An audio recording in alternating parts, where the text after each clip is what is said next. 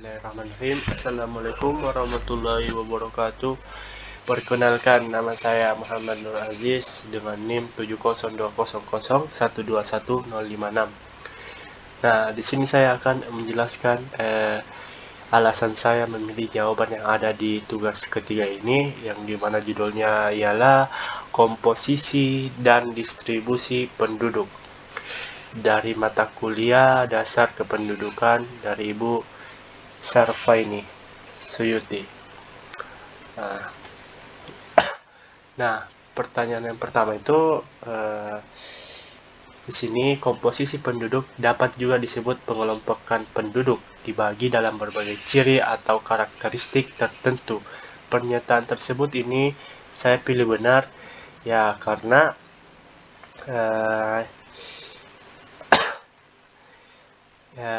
komposisi penduduk itu bersifat luas yang dimana dapat dikelompokkan di suatu negara atau daerah berdasarkan rentang usia tertentu. Nah, itu jawaban saya. Nah, yang selanjutnya di bawah ini merupakan salah satu contoh komposisi penduduk menurut. Jawaban saya ialah penduduk menurut umur dan jenis kelamin. Mengapa saya pilih hal demikian? Karena penduduk menurut umur dan jenis kelamin, gambar di sini menunjukkan bahwa angka kependudukan umurnya itu sekian yang ada di gambar sini di sebelah kanan. Terus jenis kelamin itu ini sebelah kiri yang ada di suatu daerah. Nah, jawaban saya itu penduduk menurut umur dan jenis kelamin. Mengapa saya tidak memilih yang ketiga ini? Karena yang di gambar itu tidak tertera apakah ada pendidikan, apakah ada orang yang mau mencari kerja dan mau bekerja apa gitu. Jadi saya memilih penduduk menurut umur dan jenis kelamin. Mohon maaf kalau salah. Dan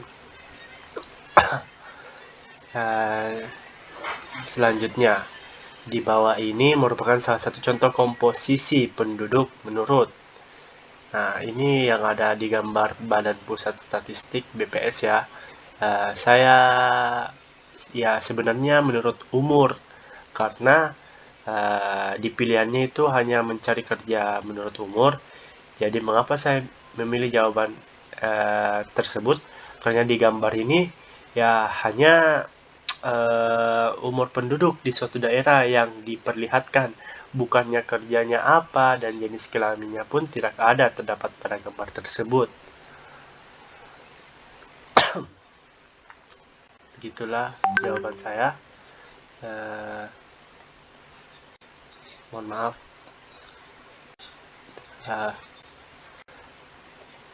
Ada gangguan tadi.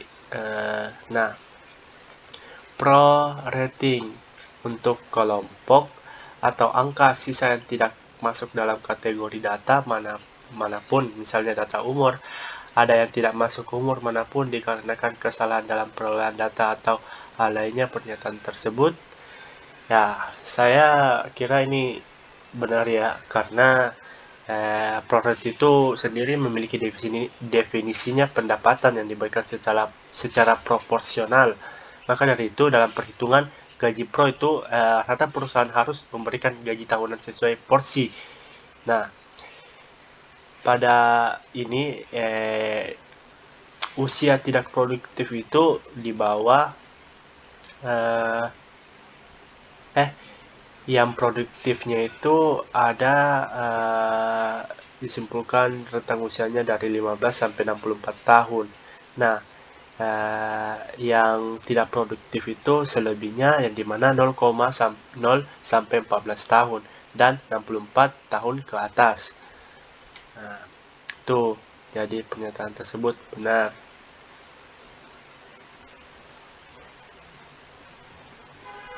Nah, lanjut.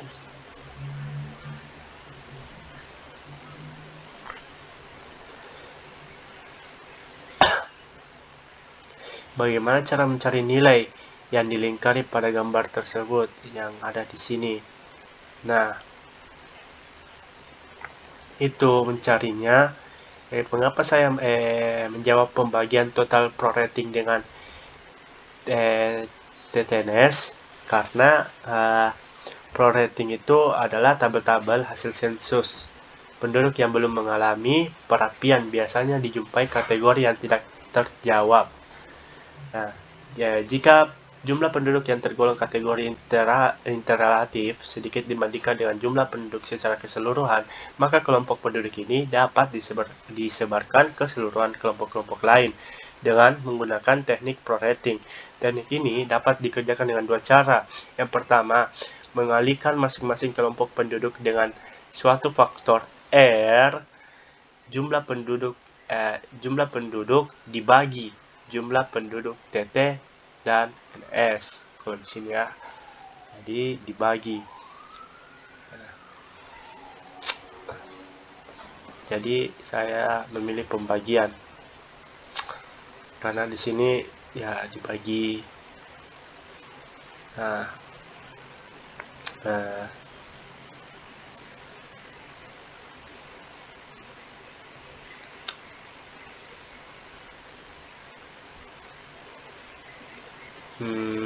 Maaf, setelah proratingnya itu kan ada yang namanya sebelum prorating. Jadi ya itulah mungkin yang saya maksud, hanya pembagiannya saja. Nah, lanjut, berikut ini adalah variabel demografi yang tidak mempengaruhi komposisi atau struktur penduduk di suatu daerah tertentu. Nah, mengapa saya memilih ketiganya benar?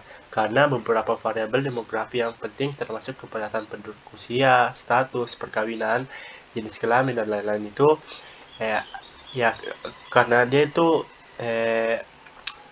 bersifat faktor demografi yang mempengaruhi laju pertumbuhan penduduk, seperti fertilitas, kelahiran, mortalitas, kematian, dan migrasi. Nah, lanjut. Berikut ini adalah piramida penduduk Kabupaten Goa tahun 2015 dan tahun 2010.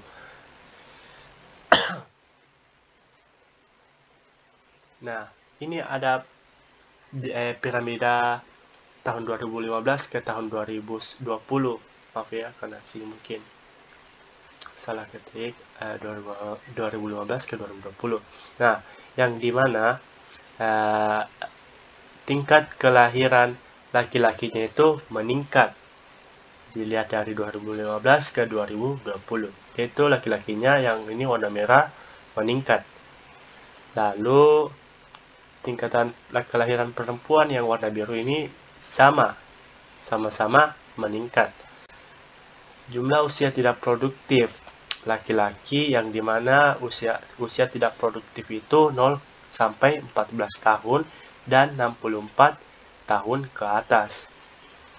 Nah, di sini saya jawab meningkat karena 2015 itu hampir sama, hampir tetap, tapi ada sebagian atau ada beberapa yang mengalami peningkatan.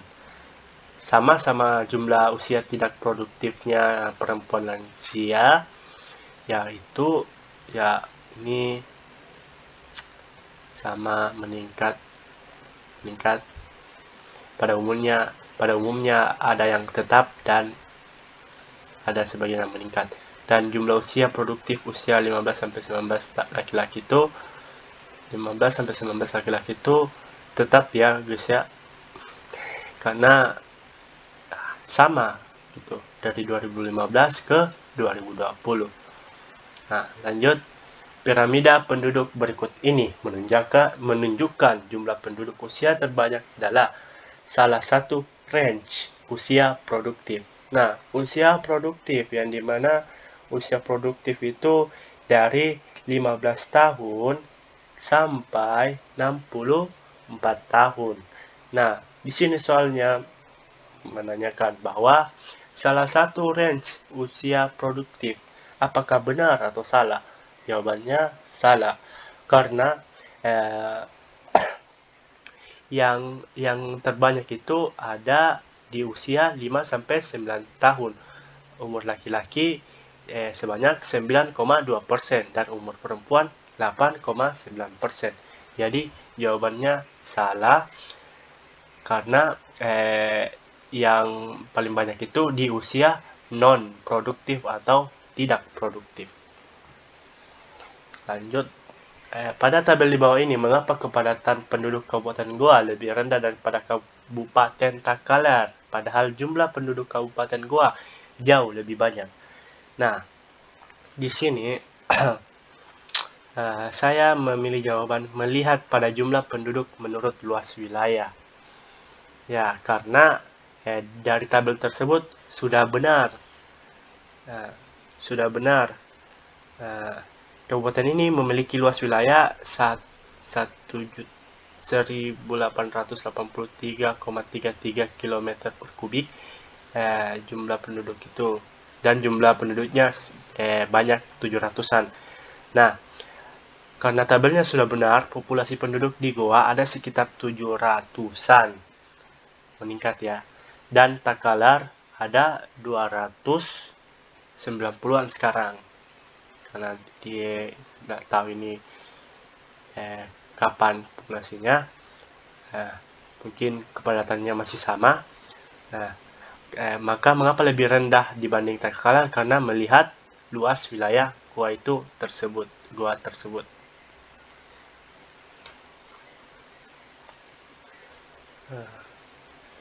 Lanjut, bagaimana tren laju pertumbuhan penduduk provinsi di Sulawesi Selatan dari tahun 1971 sampai 2016? Nah, di sini kita lihat yang ada itu Sulawesi Utara, Sulawesi Tengah, Sulawesi Selatan, Sulawesi Tenggara, Gorontalo, Sulbar, Indonesia. Yang tidak ada itu Maluku sampai Papua. Padahal Papua itu termasuk wilayah fluktuatif ya, karena dia itu drastis naik turunnya. Nah, yang fluktuatif itu saya memilih Sulawesi Tenggara, yang dimana dari 1971 sampai 1980 itu dia sebanyak 3,09, dan 1980-an 3,66. Dia itu naik turun yang sangat drastis, atau biasa dibilang fluktuatif, naik turun. Menurun itu saya ambil Sulawesi Tengah karena dia itu dari angka ketinggian 3,86 sampai 1,67. Tuh. Yang terendah saya pilih Sulsel karena dia itu tidak mencapai angka 2. Yang paling tinggi 1,74 sampai 2016 1,10. Dan kategori tertinggi itu yang masuk itu Sulawesi Tengah, karena dia dari tahun 1971 itu dia sudah tinggi sekali. Dan kategori meledak tidak ada, karena di tahun ke tahun ada yang meningkat, ada juga yang menurun, seperti ada di Sulawesi Barat dan Papua Barat tersebut, seperti itu. Nah, lanjut, jelaskan apa yang terjadi pada tren kasus penyakit malaria di Sulawesi Selatan. Apakah ada kategori ledakan? Menurut Anda, apa penyebab hal tersebut? Nah, di sini kategori ledakannya yang disebabkan Sulsel itu terkena penyakit malaria, karena daerahnya itu daerah endemis tinggi, lebih dari 5/1000 orang itu adalah salah satunya di daerah Sulsel yang terkena seperti itu, paling drastis peningkatannya seperti ini, yang paling drastis peningkatannya. Jadi sangat-sangat banyak yang terkena penyakit malaria dari tahun ke tahun. Itu alasan saya memilih jawaban tersebut. Kurang dan lebih mohon dimaafkan. Wabillahi taufiq wal hidayah. Wassalamualaikum warahmatullahi wabarakatuh.